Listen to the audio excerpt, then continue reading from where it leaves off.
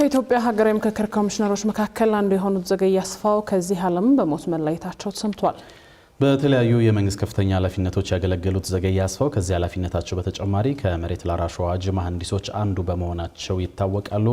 ኤርሚያስ በጋሻው መለስ አድርጎ ህይወታቸውን በጥቂቱ ያስቃኘናል። 1934 ዓ.ም ኦሮሚያ ምዕራብ ሸዋ አካባቢ ነው የተወለዱት። ቤተሰባቸው ብዙ አገልጋዮች ያሉት ባለመሬት ነበር። ዘገየ አስፋው ከእንዲህ ያለ ቤተሰብ መውጣታቸው ግን በኋለኛው ዘመን ስለ ኢፍትሐዊ የመሬት ይዞታ እንዳይሞግቱ አላደረጋቸውም። የመጀመሪያ ዲግሪያቸውን ከቀድሞ ቀዳማዊ ኃይለ ሥላሴ ከአሁኑ አዲስ አበባ ዩኒቨርሲቲና ከአሜሪካኑ ዊስኮንሲን ዩኒቨርሲቲ በሕግ ያገኙት አንጋፋው የሕግ ሰውና የመብቶች ተሟጋች ዘገየ አስፋው የመጀመሪያ ህልማቸው ግን ሐኪም መሆን ነበር። ከአንድ ዓመት በፊት በአርትስ ቴሌቪዥን በተላለፈ ቃለ ምልልሳቸው ጊዜም ጤና ጥበቃ ሚኒስቴር የሚሰራ አንድ የሥራ ኃላፊ ይህን ህልማቸውን እንዳጨናገፈ ተናግረው ነበር። እዛ አካባቢ የሚታመሙ ሰዎች የሚደርስባቸውን እንትን እየተመለከቱ ካደኩ ሰው ነበርኩ። ስለዚህ ምናልባት በዚህ አካባቢ አንድ ነገር ትምህርቴን ገፍቼ እዚህ አካባቢ ላሉ ሰዎች አንዳንድ የሕክምና አገልግሎት ብሰጥ የሚል ትልቅ ተስፋ ነበረኝ። በ1960ዎቹ የተማሪዎች እንቅስቃሴ ውስጥ ጉልህ ድርሻ ነበራቸው። በወቅቱ ከሚቀነቀኑ አቋሞች መካከል አንዱ የሆነው የፍትሐዊ የመሬት ስሪት እንዲሰፍን ያደረገው የጸረ ፊውዳል አቋም ደግሞ አንዱ ነበር። ይህና ሌሎችም ምክንያቶች ተደማምረው ታዲያ ከ1966ቱ አብዮት በኋላ የመሬት ላራሹ አዋጅ ሲታወጅ ከአዋጁ ዋና መሐንዲሶች መካከል ዘገየ አስፋው አንዱ ነበሩ። ይህ አዋጅ ለበርካታ ዘመናት በቆየው ንጉሳዊ ስርዓት የነበረውን ጭቆና በማስወገድ መሬት የመንግስትና የህዝብ እንዲሆን ስለማድረጉ ይነገርለታል። The feudalistic land tenure has been completely abolished. Nowhere in Ethiopia can one see landlord-tenant relationship with all its evil faces of collecting rents, of forcing the peasant to render feudal services.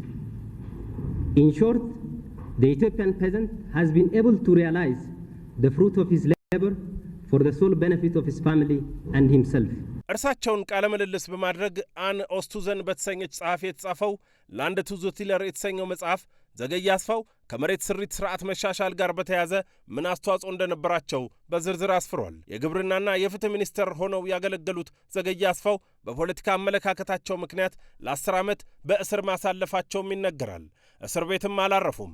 ሕግና ቋንቋ በማስተማር በርካታ እስረኞች ብሔራዊ ፈተናዎችን ጥሩ ውጤት እንዲያመጡ ማገዛቸው ይነገርላቸዋል። ከደርግ መውደቅ በኋላ ደግሞ ከእስር ቤት መልስ በሽግግር መንግስት ውስጥም በሚኒስትርነት አገልግለዋል።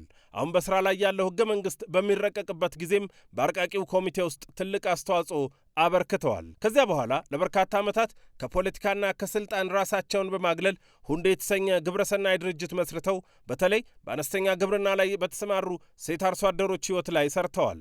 ዘገየ አስፋው ከቅርብ ዓመታት ወዲህ ደግሞ ከኢትዮጵያ ሀገራዊ ምክክር 11 ኮሚሽነሮች አንዱ በመሆን እስከ ህልፈታቸው ድረስ እያገለገሉ ቆይተዋል። በኮሚሽኑ የሥራ ኃላፊነታቸውም ከሌሎች ኮሚሽነሮች ጋር በመሆን በተለያዩ ክልሎች ጭምር በመጓጓዝ የምክክር ሂደቱን በመምራትና በማስተባበር ከፍተኛ ሚና ተጫውተዋል። እዚህ በምክክር ጊዜ እንደ ፍርድ ቤት ጥብቅና የለም። አሸናፊና ተሸናፊ የለም። ሁሉም አሸናፊዎች ናቸው። ስለዚህ ከመጀመሪያውኑ አንስታችሁ በምትመካከሩበት ጊዜ ለማሸነፍ ሳይሆን ለመግባባት ነው። መግባባት ከተገኘ ደግሞ ወደሚፈልገው ውሳኔ ለመሄድ ስለሚቻል በሚገባ እንትን ነው። እዚህ ላይ ማህበር ነው ከሁሉ በላይ የሚሆነው፣ የግለሰብ አይደለም። ኮሚሽነር ዘገየ አስፋው ከህልፈታቸው አንድ ቀን በፊት በቀድሞ የኦሮሞ ነጻነት ግንባር አመራር በሌንጮ ለታ የትግል ሕይወት መዘከሪያ መርሃ ግብር ላይ ተገኝተው ነበር። በመጨረሻም የሕግ ሊቁ የመብት ተሟጋቹና የበርካታ ዓመታት የሕዝብ አገልጋዩ ዘገየ አስፋው በተወለዱ በ84 ዓመታቸው ትናንት ግንቦት 3 2018 ዓ.ም ከዚህ ዓለም በሞት ተለይተዋል።